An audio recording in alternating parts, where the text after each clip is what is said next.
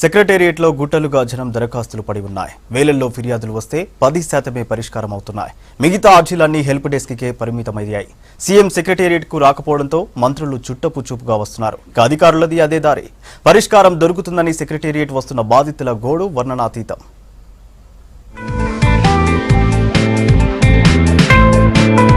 Secretariat CM, మంత్రులు, CS, అధికార యంత్రాంగమంతా ఇక్కడే ఉంటారు. స్థానికంగా పరిష్కారం దొరకని సమస్యలకు పరిష్కారం కోసం సెక్రటేరియట్ వస్తారు బాధితులు. తమ దరఖాస్తులను సీఎం పేషీలోనూ, మంత్రులకో, సంబంధిత అధికారులకో ఇవ్వాలని వస్తారు. సీఎం సెక్రటేరియట్ కు రాకపోవటం, మంత్రులు, అధికారులు అందుబాటులో ఉండకపోవడంతో హెల్ప్ డెస్కే దిక్కైంది. సెక్రటేరియట్ బి బ్లాక్ 5వ ఫ్లోర్లోని హెల్ప్ డెస్క్ సెల్లో పిటిషన్లు ఇస్తారు. ఇక్కడ ప్రతి వ్యక్తి సమస్యను, వాటి వివరాలను కంప్యూటర్లో నమోదు చేసుకుంటారు అధికారులు.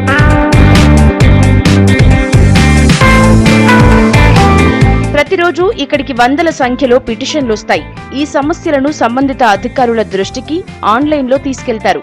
జిల్లా సమస్యలైతే జిల్లా కలెక్టర్లకు, ఆయా శాఖల సమస్యలను కమిషనరేట్లకు, పోలీస్ సంబంధిత సమస్యలైతే డీజీపీకి, ఇలా ప్రతి పిటిషన్ను సంబంధిత అధికారులకు ఆన్లైన్లోనే పంపుతారు. ఈ హెల్ప్ డెస్క్ నుంచి పంపే దరఖాస్తుకు సీఎం పేషీ నుంచి ఎండార్స్ చేస్తున్నట్లు, సమస్య పరిష్కరించబడేవైతే పరిష్కరించాలని పంపుతారు.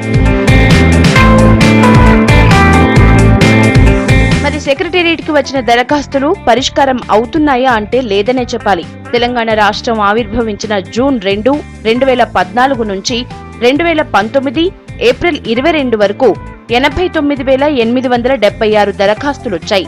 ఇందులో పరిష్కారమైన దరఖాస్తులు సుమారు 8,000 మాత్రమే. మరో 8,000 దరఖాస్తులు అండర్ ప్రాసెస్ లో ఉన్నాయి. మిగతా దరఖాస్తులన్నీ పెండింగ్ లోనే ఉన్నాయి. డిపార్ట్మెంట్ల వారీగా చూస్తే అత్యధికంగా రెవెన్యూ డిపార్ట్మెంట్ లో 40,727, హోమ్ డిపార్ట్మెంట్ లో 8,000, మున్సిపల్ డిపార్ట్మెంట్ లో 6,000, విద్యాశాఖలో 3,000, ఇలా ఆయా డిపార్ట్మెంట్ లో దరఖాస్తులొచ్చాయి. రెవెన్యూ శాఖలో దాదాపు 8,000 అప్లికేషన్ ప్రాసెస్ లో ఉండగా 32,400 దరఖాస్తులు పెండింగ్ లో ఉన్నాయి. సమస్యలు పరిష్కారం కాకపోవడంతో సామాన్య ప్రజలు ఇక్కడికి రావటం కొంత తగ్గించారు. ఈ 5.5 ఏళ్లలో సెక్రటేరియట్ కు వచ్చిన దరఖాస్తుల్లో 10% మాత్రమే పరిష్కారమయ్యాయి.